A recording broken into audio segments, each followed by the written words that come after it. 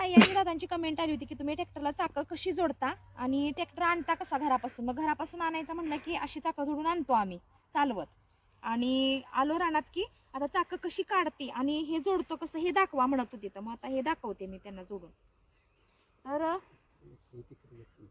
इकडं पण आहे माहित आहे का ते जोडता. हे असं पिन आहेत बघा, ह्या पिन आहे.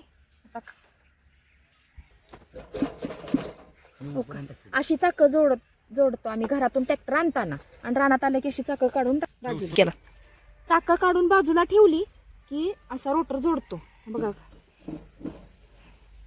ताई दादा विचारत होते की कसं जोडता हे दाखवा आम्हाला एकदा व्हिडिओ करून. एवढेशी ट्रॅक्टर चाकं काढली की रोटर असा जोडतो. मग ती पिन अशी घालायची.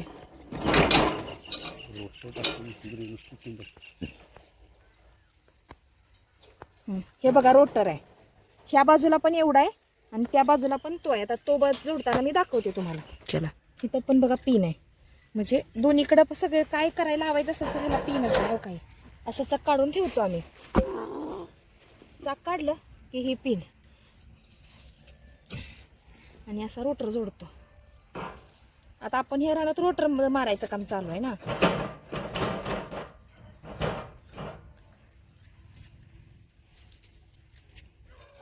हे बघा,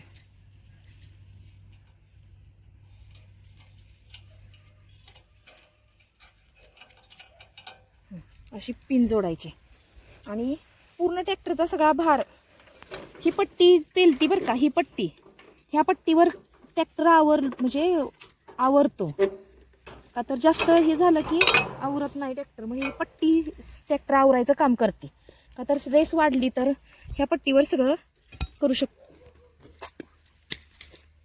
हा रेझर आहे, रोटर जोडलाय की रेझर जोडावा लागतो. रोटर मारायचा असू द्या, सरी सोडायचा असू द्या, हे जोडूनच काम करावं लागतं.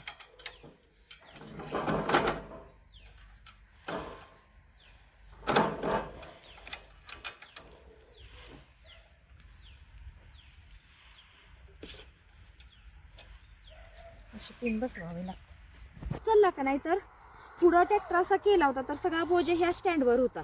आता आपलं सगळं जोडून झालंय. आता परत हे स्टँड वरती करायचं.